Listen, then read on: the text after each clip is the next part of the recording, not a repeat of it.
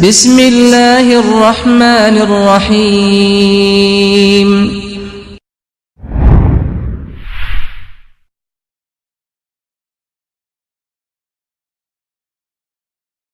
کی پوری کوشش کی جائے. تراویح کی نماز پڑھتے ہیں.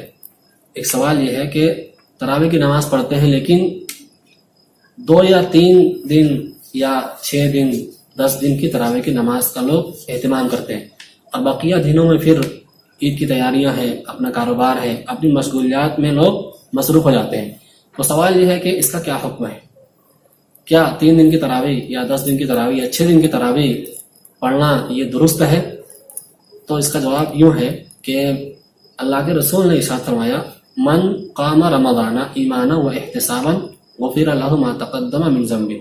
جس شخص نے رمضان کے مہینے میں قیام کیا یعنی تراویح کی نماز پڑھی، اس کے سابقہ سارے گناہ معاف کر دیے جاتے ہیں. اس حدیث کو آپ سامنے رکھیے اور ایک دوسری روایت کو سامنے رکھیے. من صام رمضان ایمانا و احتسابا غفر له ما تقدم من ذنبه. جس نے رمضان کے مہینے میں روزہ رکھا اس کے سابقہ سارے گناہ معاف کر دیے جائیں گے. روزہ کتنے دن ہے؟ اگر رمضان کے مہینے کی جو دن کی جو تعداد 29 ہے تو روزہ 29 دن ہے. اگر چاند 29 کا نہ دکھے 30 کو دکھے، 30 کی گنتی پوری کرنی پڑے تو 30 دن ہے. تو من قاما سے آپ یہ سمجھتے ہیں کہ روزہ 29 یا 30 دن کا ہوگا.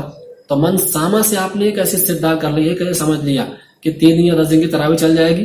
ظاہر سی بات ہے کہ جو مطلب من قام رمضان کا ہے وہی مطلب من صام رمضان کا ہے کہ من صاما یعنی جس نے رمضان کے مہینے میں روزہ رکھا، تو من قاما یعنی جس نے رمضان کے پورے مہینے میں تراویح کی نماز پڑھی اس کے سارے گناہ بخش دیے جائیں گے. 3 دن کی تراویح 6 دن کی تراویح اس کا وجود نبی کریم صلی اللہ علیہ وسلم کے دور میں اور صحابہ کے دور میں نہیں تھا. پورے رمضان میں تراویح کی نماز کا صحابہ کرام اہتمام کرتے تھے اور اس کی پاسداری کرتے تھے. لہٰذا زیادہ صحیح اور جو سنت کے مطابق عمل ہے کہ بندہ 29 یا 30 راتیں جو بھی رمضان کی ملے گی اس میں ہر رات تراویح کی نماز کا اہتمام کرے گا اور یہی عمل سنت ہے. اس کے علاوہ جو 3 دن کی تراویح کی نماز پڑھتے ہیں یا 6 دن کی پڑھتے ہیں یہ سنت سے ثابت نہیں ہے اور یہ نبوی طریقہ نہیں رہا ہے، بلکہ یہ شارٹ کٹ ہے. ہمارے یہاں لوگ شارٹ کٹ میں جنت چاہتے ہیں تو جنت شارٹ کٹ میں ملے گی ایسا نہیں ہے، بلکہ اس کے لیے محنت کرنا، اس کے لیے مشقت کرنا لازم ہے. تو 30 دن کی تراویح ہونی چاہیے نہ کہ 6 دن کی اور 10 دن کی. اب ہمارے یہاں اس سلسلے میں علماء ساتھ دیتے ہیں کہ کوئی آدمی 3 دن کی تراویح پڑھے، 6 دن کی تراویح پڑھے. اس میں کیا ہوتا ہے؟ اس میں یہ ہوتا ہے کہ جب حافظ صاحب قرآن پڑھتے ہیں تو وہ قرآن کیا پڑھیں گے وہ ان کو ہی سمجھے گا. اب بہت سارے حفاظ تو اتنے یعنی فاسٹ ہوتے ہیں کہ وہ کیا پڑھ رہے ہیں ان کو بھی نہیں سمجھ رہے، بس الفاظ ادا کر دیے ہو گیا.